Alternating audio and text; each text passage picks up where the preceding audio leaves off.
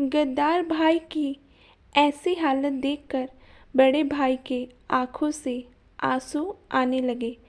बहुत दिनों बाद अच्छी गहरी नींद आई। सोकर उठ जाने पर हॉस्पिटल में हूँ ये ध्यान में आने के लिए कुछ क्षण लगे।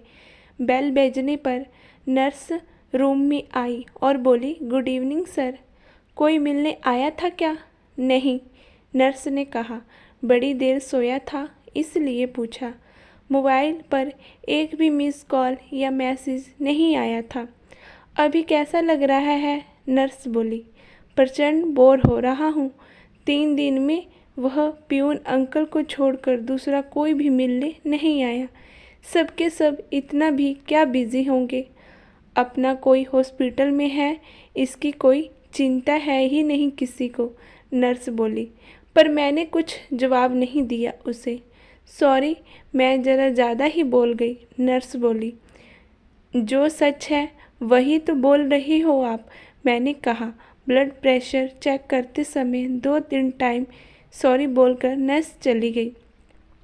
वैसे नर्स का बोलना मन को लग गया। 2 शब्द बोलने के लिए नज़दीकी कोई नहीं था, प्यार से बोलने वाला भी कोई नहीं था। बहुत बुरा लगता था। एकदम से रोना आ गया। मन भर के आने के बाद शर्ट की स्लीव से आंखें पोंछी। सर में विचारों का पंखा जोरों से घूमने लगा। अस्वस्थता बढ़ी।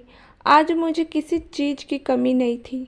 बड़ा बंगला, फार्म हाउस, 3 गाड़ियाँ, बहुत सारा बैंक बैलेंस, सोशल स्टेटस सब है। तब भी मन अशांत नहीं। किसी की तो कमी हो रही थी। हर कोई स्वार्थी होता है। मैं काफ़ी होशियार, चालाक, बुद्धि, लेकिन दुरादाही स्वभाव की वजह से कभी भी पसंद नहीं आता था किसी को। मुंहफट था, इस वजह से ज़्यादा दोस्त नहीं थे, और जो थे वो भी दूर चले गए।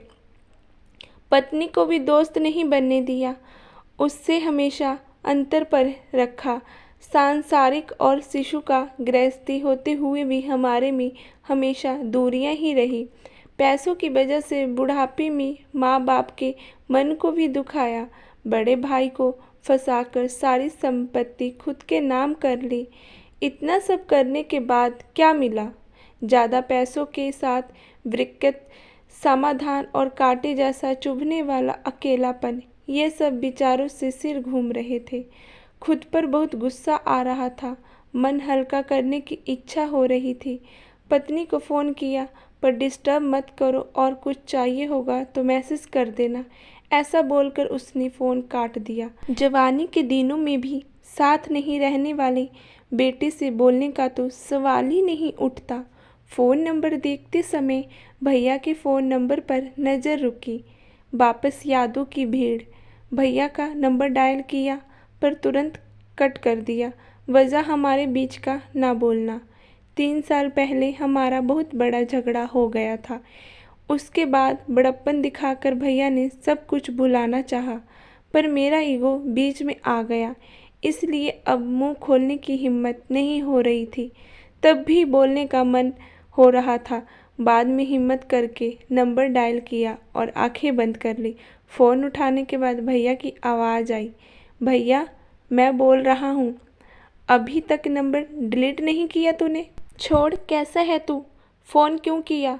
तभी मैं भैया को बोला, आपका गुस्सा समझ सकता हूँ भैया, बहुत गलत बर्ताव किया मैंने आपके साथ। मीठी मीठी बातें करके फंसाया आपको। मन में जो भी था वह सब धार धार के बोलने लगा। तभी भैया बोले, मुद्दे की बात बोल, गड़े मुर्दे मत उखाड़। हमारे बीच में अब कुछ भी नहीं बचा। भैया ऐसा मत बोलो, मैं तो सिर्फ बोल रहा हूँ। पैसों के कारण भटक गया था भैया, मैं भूल हो गई मुझसे, बंटवारा हो गया, अब कुछ भी बचा नहीं, मुझे माफ़ कर दो, मैंने बोला। पर भैया की तरफ से कुछ भी जवाब नहीं आया। मैं सुन रहा हूँ, बोल क्या काम था मुझसे? पहाड़ इतनी भूल हो गई है भैया, तुझे कहा ना मुद्दे का बोल, जो हुआ वो सब भूल जाओ। भैया ठीक है, भैया बेमन से बोले। पर मैं बहुत ज़्यादा भावुक हो गया। तभी भैया बोले, तुम्हारा हो गया होगा तो फ़ोन रखता हूँ, आज तो स्पष्ट रूप से बोल, क्या हुआ? तभी मैं बोला, हॉस्पिटल में हूँ, अकेला पड़ा हूँ भैया। क्यों, क्या हुआ? भैया का आवाज़ एकदम से आया, बीपी बढ़ गई है, चक्कर आ रहे थे, इसलिए भर्ती हुआ हूँ। डॉक्टर ने आराम करने के लिए कहा है। तभी भैया ने पूछा, साथ में कोई है क्या तुम्हारे? कोई भी नहीं है। दिन में 2-3 बार पत्नी और बच्चे वीडियो कॉल कर कर अपना कर्तव्य निभा रहे हैं। जो बोया वही पा रहा हूँ। मैंने उनके साथ भी ऐसा ही किया था। कभी भी प्यार के 2 शब्द बोले नहीं, सिर्फ व्यवहार देखा, स्वार्थ के लिए रिश्ते को इस्तेमाल किया और तोड़े भी। अकेलेपन से आंखें खुल गई, मन भर आने से फ़ोन कट कर दिया और अंधेरा करके बिस्तर पर सो गया। कुछ देर बाद नर्स आई, लाइट लगाकर। हाथ में कागज में कुछ रखा था, वह नर्स ने मुझे दिया। उसमें से मस्त खुशबू आ रही थी। जल्दी जल्दी उसे खोला तो उसमें भुनी हुई मूंगफली थी। वह देखकर बहुत खुशी हुई। ज़रूर भैया आए होंगे, कहाँ हैं भैया?